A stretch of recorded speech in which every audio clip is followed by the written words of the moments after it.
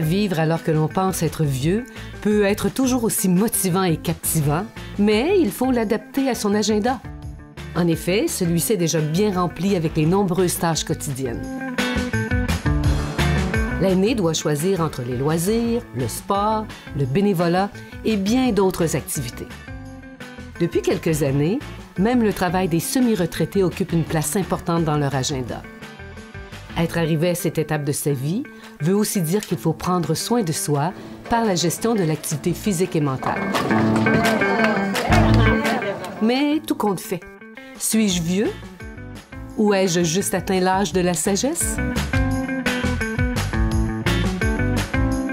Avec la participation du Club FADOC Saint-Georges, nous vous partagerons de l'information sur différentes activités de ce club, ainsi que sur des sujets qui vous touchent de près ou de loin.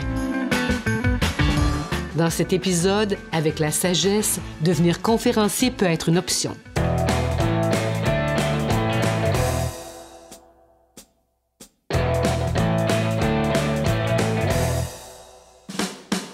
C'est correct pour le son en arrière. La façon qu'on va procéder, je vais faire des petites sections, puis je vais vous demander si vous avez des questions.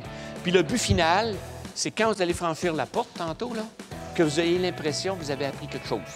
Si vous n'avez rien appris, c'est pas vous autres le problème, c'est moi. Souvent, quand on va donner des conférences à des gens, j'en donne beaucoup là, à des personnes plus âgées. Il y a 2-3 semaines, j'étais à Rivière-du-Loup pour différentes conférences, toujours sur le sujet de la fiscalité. Souvent, on s'adresse à des gens qui n'ont pas eu la chance d'avoir ces notions de base-là et qui vont lui toucher d'une façon souvent très importante dans leur vie. On pense à la vente d'une résidence, on pense à certains crédits pour aidants naturels, par exemple, ou des dons de charité ou bien des frais médicaux. Et ces gens-là sont un peu dépourvus vis-à-vis de l'information parce que, un, ils ne savent pas où aller la chercher, et deux, quand ils reçoivent l'information, ils ont de la misère à valider la crédibilité de cette information-là parce qu'ils vont en parler entre eux autres, ils vont en parler en avant d'un café avec d'autres personnes. Donc, ça devient une occasion un petit peu plus privilégiée lorsqu'on les rencontre puis qu'on peut les informer de façon précise sur des sujets bien particuliers. On se réunit, le conseil, puis on garde tout chacun nos connaissances personnelles. Puis qu'est-ce que les gens pourraient... ça pourrait leur rendre service. Comme à matin, fiscalité, bien, c'est très intéressant. Tout ce qui se donne autour d'une tasse de café, là, quand vous êtes au Tim Hortons ou n'importe quoi, là, prenez pas ça pour du cash. Allez sur Facebook. Non, non, c'est pas vrai. C'est pas mieux. C'est pas mieux. Mais ce que je veux vous dire, là, vérifiez les informations avant de dire « Hey, tabarouette, ils ont dit ça, ils ont dit ça. » Il faut faire attention quand on dit « ils ont dit ça ». Okay? Qui a dit ça? Puis est-ce que cette personne connaissait ça, là? Il est à notre niveau et il jase, puis il n'a pas peur de lancer une blague à travers de tout ça. On voit que c'est un professionnel, là. C'est un professionnel de la communication, là. Le système fiscal, il est fait qu'à un moment donné, tu veux en avoir plus, mais tu en as moins. Il y avait un ancien ministre des Finances qui disait que l'impôt, c'était l'art de plumer une poule pour que ça y fasse le moins mal possible. Mais la poule, c'est vous autres, là. Pour les garder captivés dans un premier temps, faut que tu sois un petit peu actif, là. Si c'est dans le coin de ton bureau puis que tu te tournes au mur pour écrire des notes, ça ne fonctionne pas. Donc, moi, ce que je leur dis, je leur prépare les notes d'avance. Donc, durant le temps qu'ils me regardent, bien, ils ne prennent pas de notes puis ils n'ont pas besoin d'en prendre parce qu'ils sont plutôt attentifs à ce que je dis. Deuxièmement, je vais mettre beaucoup de blagues. Et ces blagues-là ont un but très, très important, c'est justement de les garder attentifs. Et lorsqu'on fait ça dans un environnement qui est plus relax, normalement, les gens vont apprendre plus facilement que si on est dans un environnement qui est très, très, très stressant. Avant de penser à donner votre maison à vos enfants, là, posez-vous 2 questions. 3 questions. La première, vos parents vous ont aussi donné leur maison. La deuxième, c'est qui a gagné cet argent-là? Bien, moi, je vous dirais une chose. Commencez donc par vous assurer que vous allez avoir assez d'argent pour subvenir à vos besoins pendant la moyenne à date est à peu près de 85 ans, les gens qui vivent présentement, là. Les femmes vivent plus vieux un petit peu que les hommes, et ça a tendance à baisser parce que les femmes faisaient mourir leur mari beaucoup plus jeune avant. Puis là, ça va s'égaliser, là. Pense pas jamais que ça va dépasser. Mais ça s'égalise, là, OK? Là, je vais vous dire une affaire. si on se rencontre au centre d'achat dans le temps des fêtes, puis je suis avec ma femme, pas de joke, OK? Parce que moi, il n'y aurait pas de cadeau, là, puis là, ça ira pas bien, là. Moi, j'avais dit à mes étudiants, j'ai enseigné 25 ans au cégep, et puis je lui disais, là, vous faites pas ça, là. Hein. Qu'est-ce que vous pensez qui se passait quand je voyais quelqu'un... J'ai eu 2000 étudiants, là, toutes les choses avec. Ça faisait dur à un moment donné. Ah, ils disent n'importe quoi, là, il faut te faire fâcher. Mais sérieusement, là, pensez à ça. Puis pensez aussi au fait que vos enfants, là, quand vous allez être mal pris, là, est-ce que c'est sûr que c'est eux autres qui vont venir vous aider? Il y en a qui sont très loin, puis je dis pas ça pour les caler, là. Je dis ça parce qu'ils ont leurs obligations. C'est pas mal plus facile. Il y a quelqu'un qui me contait quelque chose, puis ça a de l'allure, puis je trouve ça pas pire. Elle dit, moi, j'ai 69 ans. Elle dit, je garde les enfants, les petits-enfants à tour de bras. Puis là, elle dit, ils ont 10-12 ans, je les garde moins, là. L'autre jour, on voulait partir, on voulait faire garder le chien. Il n'y a jamais personne. On est obligé de payer, elle dit, 45 $ par jour, on fait garder le chien pendant une semaine. Elle dit, je capotais. Puis là, elle les rassurait.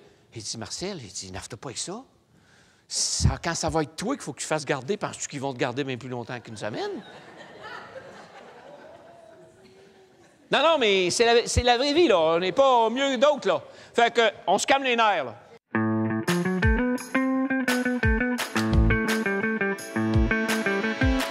Avec la sagesse et l'expérience, certaines personnes choisissent de partager leurs connaissances en présentant des conférences. Peut-être pas tout le monde, mais plusieurs, plus qu'on pense.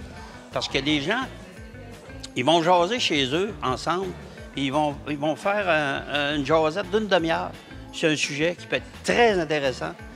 Puis, c'est pas des conférenciers, mais ils sont capables de parler. Il suffit de passer le blocage du public, là, parler au public. Après ça, ça va bien. J'ai fait des discours dans le temps que j'étais dans Toastmaster. J'ai fait des concours de discours, j'ai aimé ça, tu sais. J'ai jamais gagné, mais j'ai fini en finale. J'ai été finaliste, j'étais content, j'étais fier de ça. Parce que pour moi, parler en public, c'était pas naturel, ça l'est un petit peu plus. Bon, ma présentation est construite de façon à ce que je me mets dans la peau de l'audience que je vais avoir. Qu'est-ce que ces gens-là aimeraient savoir? Je discute normalement avec les principaux intervenants, c'est-à-dire ceux-là qui m'ont invité, puis je leur pose la question. Ils s'attendent à quoi? Et souvent, je vais leur demander, je dis, dites à vos membres de poser des questions qui aimeraient que je apporte des réponses. Donc, des fois, je me ramasse avec 25-30 questions et je vais partir avec ça pour bâtir ma programmation. C'est très important ce que monsieur vient de dire.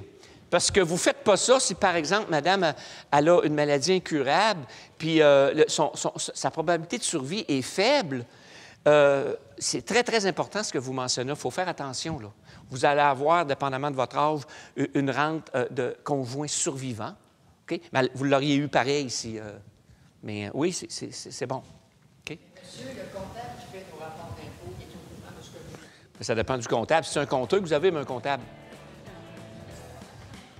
Non, mais je vous réponds plate, là, mais c'est ça. C'est pour ça que je suis là pour vous le dire. Puis en passant, je ne prends pas de clients.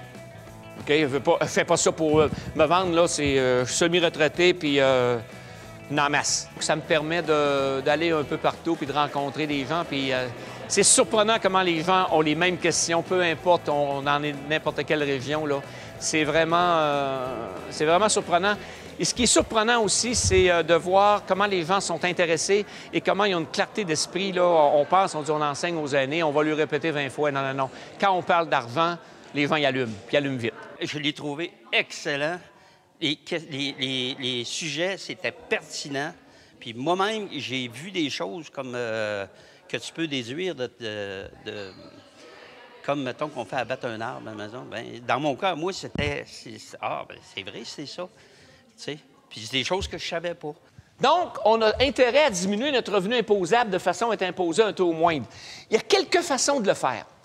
Une des façons, c'est quand vous êtes rentier de la Régie des rentes du Québec, vous pouvez contacter la Régie des rentes, dire « Hey, moi, ma femme est tellement fine là, que j'aimerais que vous preniez 50 % de ma Régie des rentes puis vous y donnez à elle directement. » Donc, c'est elle qui va être imposée sur le revenu. Mettons que monsieur ou madame a un revenu plus élevé, puis elle a dit, bien là, moi, les rentes, moi, je suis imposé, mettons, à 36, puis mon mari, il l'a à 24. bien, je vais demander à Régie des rentes de le transférer la moitié. Il ne peut pas aller plus haut que la moitié, mais vous comprenez qu'on vient de sauver un 12 là. Ça n'a rien coûté, là. OK? Mais ça, c'est à vie, là. Si la madame, elle vous dit bye-bye, vous venez de perdre le montant de la moitié des rentes que vous lui donnez, là. Fait que... faut que vous soyez fin maudit, là. Et je me demande ce qu'il faisait comme enseignant. Il y a des humoristes qui sont pas mieux que ça, là. Il n'est pas obligé d'être agréé. Il faut premièrement qu'il soit agréable. Puis, deuxièmement, vous pouvez lui poser la question, dire, écoute, j'ai-tu droit, moi, à ça? Quand tu es professeur, tu es un peu professeur toute ta vie, parce que moi, j'ai encore un petit bureau. J'ai à présenter des états financiers à des propriétaires d'entreprises. J'ai à rencontrer des banquiers. Qu'est-ce que je fais en réalité? C'est tout le temps la même affaire. Je présente de l'information de façon à ce que cette information-là soit acquise par la personne qui est devant moi puis qu'elle comprenne bien. Donc, il n'y a pas 20 000 façons de le faire. Moi, j'ai une façon peut-être un petit peu plus particulière, mais le but final, le but recherché, c'est qu'ils comprennent ce que je veux leur dire. Il y a beaucoup, beaucoup de nouvelles choses qui arrivent, puis rien de mieux qu'un comptable, surtout un professeur comme ça qui est au courant des nouvelles petites... des petits changements. Fait que je voulais juste que vous preniez conscience que les taux d'impôt, hey, moi, je paye beaucoup d'impôts. Un peu, c'est très relatif quand je donne beaucoup d'impôts. C'est par rapport à quoi tu compares que tu donnes beaucoup d'impôts. La chose que je veux vous montrer, c'est que plus on gagne de l'argent, plus on va être imposé. Mais ça pose un problème. C'est que, je rouvre une parenthèse, puis c'est juste une parenthèse, c'est que s'il y en a parmi vous qui ont des REER, OK? Au moment de votre décès, vous êtes réputé les sortir toutes à votre dernier souffle. Puis l'impôt, elle ne se présentera pas à votre service. Énervez-vous pas avec ça, ils vont collecter l'argent seulement. Dans n'importe quel domaine, quand la réponse commence par une voyelle A, E, I, O, U, changez. Si vous allez voir votre médecin, puis il dit, puis mes résultats, puis il dit, ça va pas bien. OK? Si vous arrivez tard le soir de veiller, puis votre femme a dit, t'étais où?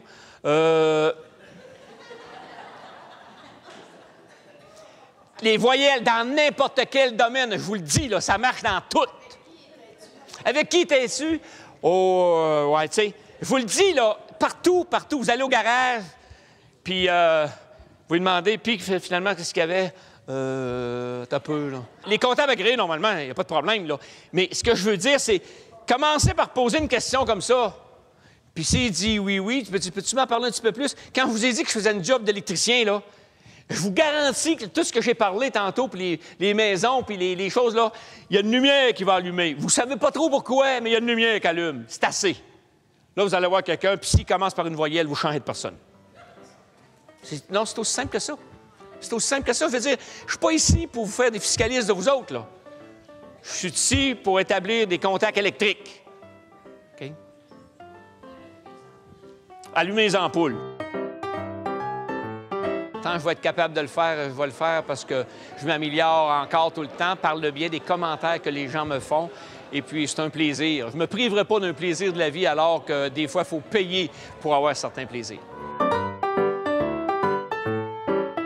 La fontaine de jouvence n'a pas encore été trouvée, mais en suivant quelques petits trucs et conseils, la vieillesse pourra vous paraître plus simple que vous pensez. Mais peu importe l'âge, avez-vous atteint celui de la sagesse?